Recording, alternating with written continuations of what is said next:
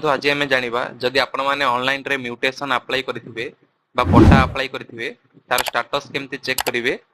तार case status केमती check करेंगे सेटा आज आम जाना। दर्शक बंधु वीडियो को आरंभ रू शेष जाए देखूँ मु पूरा स्टेप बाय स्टेप प्रोसेस बतईदेवी आपण मैंने केमती ऑनलाइन रे म्यूटेशन स्टेटस देखिपारे।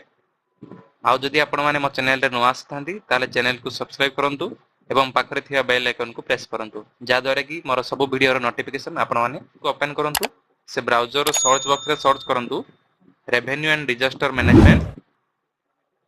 रजिस्टर मैनेजमेंट लिखि सर्च कला परे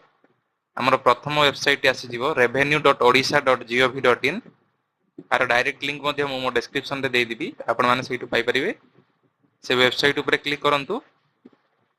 तापरे देखंतु एमति किछि इंटरफेस टी शो करिवो तापरे तळकु स्क्रॉल कला परे देखंतु ऑनलाइन सर्विसेज गोटे ऑप्शन आसीबो से ऑनलाइन सर्विसेज ऊपर क्लिक करंतु तापरे देखंतु एमति गोटे पॉपअप आसीबो तापरे ओके ऊपर क्लिक करंतु तापरे देखंतु एमति किछि इंटरफेस शो करिवो तापरे तळकु स्क्रॉल कला परे देखंतु एठी अछि लैंड रिकॉर्ड सर्विसेज ता ऊपर क्लिक करंतु तापरे एमति किछि इंटरफेस शो करिवो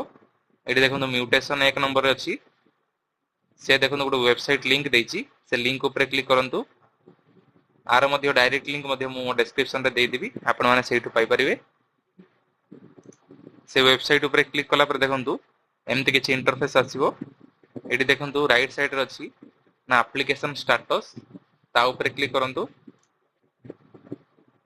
तापर देखंतु एमति किछि इंटरफेस शो करिवो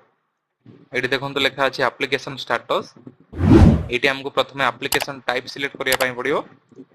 एठी हमें म्यूटेशन सिलेक्ट करनबा हमें म्यूटेशन रो स्टेटस चेक करियो सेति पे हमें म्यूटेशन सिलेक्ट करिवा तापर देखंतु एप्लीकेशन नंबर अछि एठी एप्लीकेशन नंबर जगह रे आपनकर जो म्यूटेशन अप्लाई करथिले तार गोटे एप्लीकेशन नंबर मिली थाए रिसीट रे से एप्लीकेशन नंबर टी एंटर करंतु। जदि आपण माने ऑनलाइन रे म्यूटेशन अप्लाई केमति करबा जानि नांती ता वीडियो मो डिस्क्रिप्शन रे दे देबी नला आई बटन रे मध्ये दे देछि आपण माने सेटु चेक करि परिबे। एप्लीकेशन नंबर देला पर देखंतु मोबाइल नंबर से मागुची आपण माने म्यूटेशन अप्लाई करला समय रे जे मोबाइल नंबर टी देथिले से नंबर टी एंटर करंतु। मोबाइल नंबर एंटर कला पर देखंतु तापर अछि एप्लीकेशन डेट आपण केउ डेट रे म्यूटेशन अप्लाई करथिले से डेट आईडी सिलेक्ट करंतु।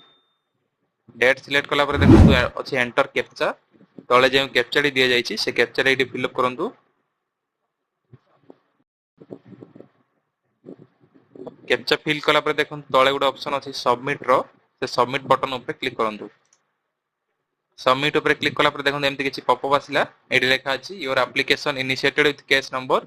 2845/2024 एटा हला हमर केस नंबर आपण ए केस नंबर टाकू सेव करि रखंतु। ट्रैक कला समय रे केस नंबर टी दरकार पड़ियो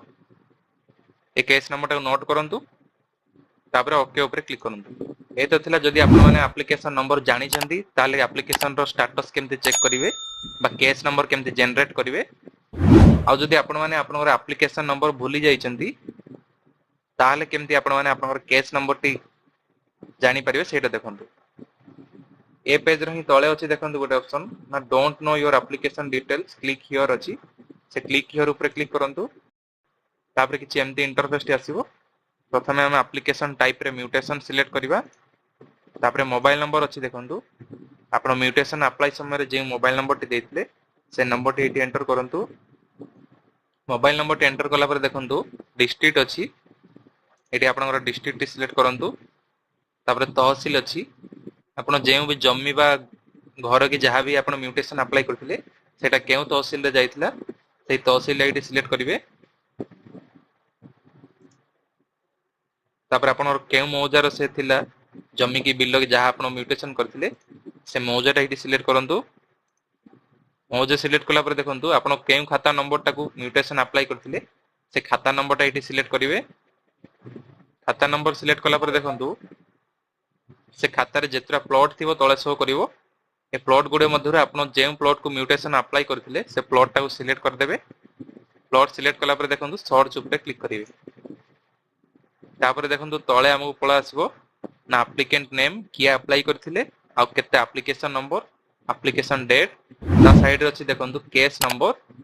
आपण ए केस नंबर टाको नोट करी रखंतु ए केस नंबर द्वारा हमें एबे म्यूटेशन रो स्टेटस टा चेक करिवा केस नंबर टाको मु कॉपी कर नउची वर्तमान हमें जानिले जदि हमें ऑनलाइन रे म्यूटेशन अप्लाई करिथिबा तार केस नंबर टी केमते जनरेट कर परिबा केस नंबर जनरेट कला पर देखंतु एबे हम जानिबा ना म्यूटेशन रो जदि अप्लाई करथिले तार स्टेटस टा केते दूर गला सेटा केमते चेक करिवा ता पई कोन करिवे देखंतु जे कोनसे गुटे ब्राउजर ओपन करंतु तार सर्च बॉक्स रे सर्च करंतु DIIST ओडिशा डुइस्ट ओडिशा सर्च कला पर देखंतु प्रथम वेबसाइट आसी जिवो एडी duistodisha.nic.in आर मध्य डायरेक्ट लिंक मु मो डिस्क्रिप्शन पे दे देबी आपण माने सेहिटु पाई परिबे से वेबसाइट ऊपर क्लिक करंतु तापर किछि एमती इंटरफेस आसीबो तहसील वेब इन्फॉर्मेशन करिकि एडी आपनको आपनकर डिस्ट्रिक्ट सिलेक्ट करे पई पड़िबो तापर जेउ भी तहसील रे आपनकर जमीबा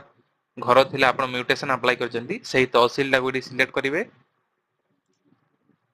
तहसील सिलेक्ट करा पर देखंतु गो ऑप्शन अछि से गो ऑप्शन ऊपर क्लिक करंतु तापर आपनकर तहसील रो पोर्टल डेटी ओपन हे जिवो तापर एडी देखंतु गुटा अछि कॉज लिस्ट आ ऊपर क्लिक करिवे तापर एडी देखंतु आपनकर जति हियरिंग थिबो सेटा एडी शो कर दबो केस नंबर गुडा एडी शो कर देछि हियरिंग केबे अछि से डेट मध्ये शो कर देछि जदि आपनकर केस नंबर टी भितरे थाए ताले साइड रे दिया जाइथिया डेट रे आपनको आरआई ऑफिस रे जाईकी कांटेक्ट करबा पड़िबो जदि ए भितरे आपनकर नाही ताले देखंतु ऊपर गोटे ऑप्शन अछि केस स्टेटस अछि ता ऊपर क्लिक करिवे तापर किछि एमते इंटरफेस आसीबो तापर केस टाइप रे आपण माने म्यूटेशन सिलेक्ट करिवे हमें आज म्यूटेशन रो स्टेटस चेक करछे सेथमे म्यूटेशन सिलेक्ट करिवे तापर देखंतु दुईटा ऑप्शन आसीबो गुटे अछि search by case number next अछि search by sale deed number हमें केस नंबर अबे जानि देले सेथि हम सर्च बाय केस नंबर ऊपर क्लिक करिवा तापर जे केस नंबर टी हमकु मिलिथिला से केस नंबर टी एठी एंटर कर देबे केस नंबर एंटर कला पर देखंतु व्यू केस स्टेटस अछि ता ऊपर क्लिक कर दियंतु ता ऊपर क्लिक कला पर देखंतु तळे अछि जला हमरो केस टाइप देखै दिछि म्यूटेशन तापर केस नंबर केउ डेट रे अप्लाई करथिले सेटा देखै दिछि केस स्टेटस देखंतु ना फॉरवर्डेड बाय SWO और फॉर्म 3 और ऑनलाइन केस इनिशिएटेड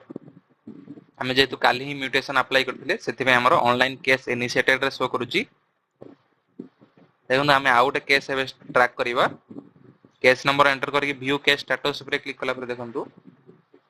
देखंतु ए केस रो केस स्टेटस कोन अछि ना आरआई रिपोर्ट फॉरवर्डेड अछि माने आरआई पाखु जो रिपोर्ट आस्थिला से वेरीफाई करी फॉरवर्ड कर दैछंती जदि हम आउट केस रो स्टेटस देखिबा देखंतु तार नंबर टा एंटर करिवे व्यू केस स्टेटस ऊपर क्लिक करले देखंतु फॉरवर्ड इंटीमेशन टू आरआई हमर केस टेबे आरआई पाखु जाईची मु आपन आउ जनकर चेक करी देखै दोची देखंतु केस नंबर एंटर करली तापर व्यू केस स्टेटस ऊपर क्लिक कला परे देखंतु एटी लेखा अछि केस स्टेटस लेखा अछि ना केस ड्रॉप रे लेखा अछि माने हमर केस टी रिजेक्ट हे जाईची तापर व्यू ऑर्डर शीट ता ऊपर क्लिक करले आपण मानको पूरा देखै देबो ना कोन पई आपनकर केस रिजेक्ट हे गेला आपनकर कोन असुविधा अछि से सब एठी लिखि देबो आपण माने चेक करि परिबे कोन पई आपनकर केस रिजेक्ट हे गेला जदि आउट आपण को देखै देबी देखंतु व्यू केस स्टेटस ऊपर क्लिक कला परे एठी देखंतु म्यूटेशन अछि दी डेट प्लस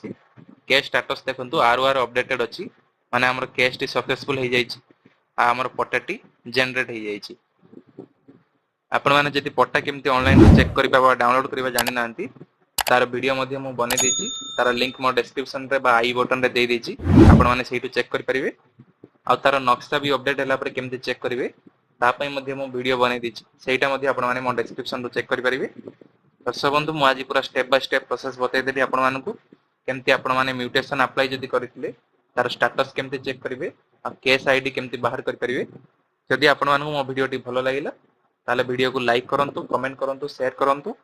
आ जदि मो चैनल रे नुआ आसी थांदी ताले चैनल को सब्सक्राइब करंतु आ पाखरे थिया बेल आइकन को प्रेस करंतु या द्वारा कि मोर सब वीडियो आपण माने सर्वप्रथमे पाई परिबे जय जगन्नाथ नमस्कार।